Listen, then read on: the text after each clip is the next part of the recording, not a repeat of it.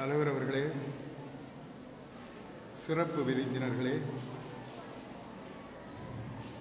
எனது அருமை சகோதர சகோதரிகளே, குழந்தைகளே,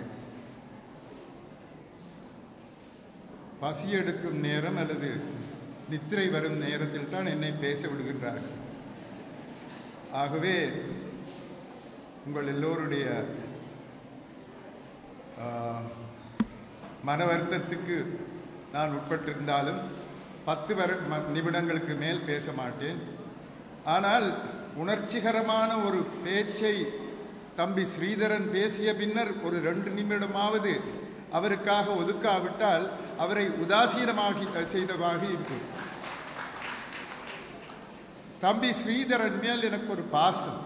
காரணம், என்னை இந்த சிறை வாழ்க்கைக்கு கொண்டு வந்தவர்களில் மிகவும் ஆரம்ப கர்த்தாவில் ஒருவர் இவர். என்னை தெரியாத நாட்களிலே டெலிஃபோனிலே பேசி நீங்கள் கட்டாயம் வர வேண்டும் என்று கேட்டவர் அவர். அதன் காரணத்தினால் அவருக்கு ஒரு விசேட பாசம் எனக்கு அவரிடத்தில் இருக்கின்றது. ஆனால் அதே நேரத்தில் அவருடைய உணர்ச்சி மிகுந்த அந்த பேச்சை முற்றாக என்னால் ஏற்றுக்கொள்ள முடியாது இருக்கின்றது. ஆனால் அதை பற்றி அதிகம் கூறினால் நாளைக்கு பத்திரிகையில் முதலமைச்சருக்கும் ஸ்ரீதரன் அவர்களுக்கும் லடாய் என்று எழுதிவிட்டுருவார்கள். அப்பேற்பட்ட பத்திரிகையாளரும் இங்கு இருக்கும்போது சற்று கவனமாகத்தான் பேச வேண்டியிருக்கின்றது. ஒன்று, செயல் திட்டங்கள் பற்றி நாங்கள் பேசும்போது உணர்ச்சிகரமாக பேசி பயனில்லை. உணர்ச்சி வாயிலாக வருவது மனத்தில் இருந்து உள்ளத்தில் இருந்து வருவதை மட்டும். ஒரு செயல் திட்டத்தின் நன்மை தீமைகளை பற்றி நாங்கள் பார்க்கும்போது அவற்றை அப்புறப்படுத்த வேண்டும், ஒரு பக்கத்தில் எடுத்து வைக்க வேண்டும். அறிவுபூர்வமாக இந்த செயல் திட்டம் வடமாகாண தமிழ் மக்களுக்கு நன்மை பயக்கின்றதா இல்லையா என்பதை பற்றித்தான் நாங்கள் யோசித்து பார்க்க வேண்டும். அப்பேற்பட்ட ஒரு விடயத்தை நாங்கள் பேசி ஆராய்ந்து அது நன்மை பயக்கும் என்ற நிலையில்தான் தம்பியிடம் இதை பற்றி நான் கூறினேன். எங்களுக்கு தண்ணீர் கொண்டு வருவீர்களா இல்லையா என்று. யாருடன் பேசினார்கள் யாருடன் பேசவில்லை என்பதெல்லாம் முக்கியமல்ல. அது உங்களுடைய மனம், உங்களுடைய உள்ளம் சம்பந்தமானது.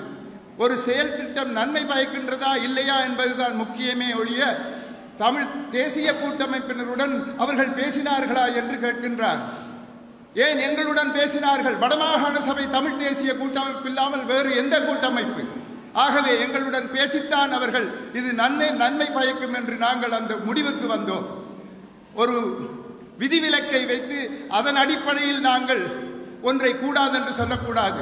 12 அடி தண்ணீர் அங்கு இருந்தால் அந்த 12 அடி தண்ணீரில் இருந்து யாழ்ப்பாணத்துக்கு தண்ணீர் கொண்டு வர வேண்டிய அவசியம் எதுவும் இல்லை. நீர் அந்த 32 அடிக்கு மேல் இருந்தால் தான் யாழ்ப்பாணத்துக்கு தண்ணீர் கொண்டு வர வேண்டிய அவசியம் ஏற்படும். ஆகவே தண்ணீர் இருந்தால் தான் கிடைக்கும். அதுவும் எத்தனை வருடங்களுக்கு அந்த குறிப்பிட்ட தண்ணீர் கிடைக்கப் போகின்றது? 20 வருட காலத்திற்கு அது படிப்படியாக தரப்போகின்றன. அதனால் தான் நாங்கள் வடமாகாண சபையில் உள்ளவர்கள் நாங்கள் கூறியிருக்கின்றோம், மாற்று திட்டங்களை யாழ்ப்பாணத்துக்கு தண்ணீர் கொண்டு வருவதற்கு மாற்று திட்டங்களை அமைப்போம் என்று. அதற்குரிய செலவை பணத்தை தருவதாக அவர்கள் கூறியிருக்கின்றார்கள். ஆகவே இப்பேற்பட்ட பலவிதமான விடயங்களை ஆராய்ந்ததன் பின்னர் தான் நாங்கள் இதற்கு செய்ய வேண்டும், இந்த செயல் திட்டத்தை செய்ய வேண்டும் என்று கூறினமே ஒழிய யாருடன் பேசினார்கள் யாருடன் பேசவில்லை என்ற எண்ணம் என்ற விடயங்கள் எமக்கு முக்கியமானது அல்ல என்று தம்பிக்கு கூறிவிட்டு என்னுடைய பேச்சை தொடங்குகின்றேன். மீண்டும்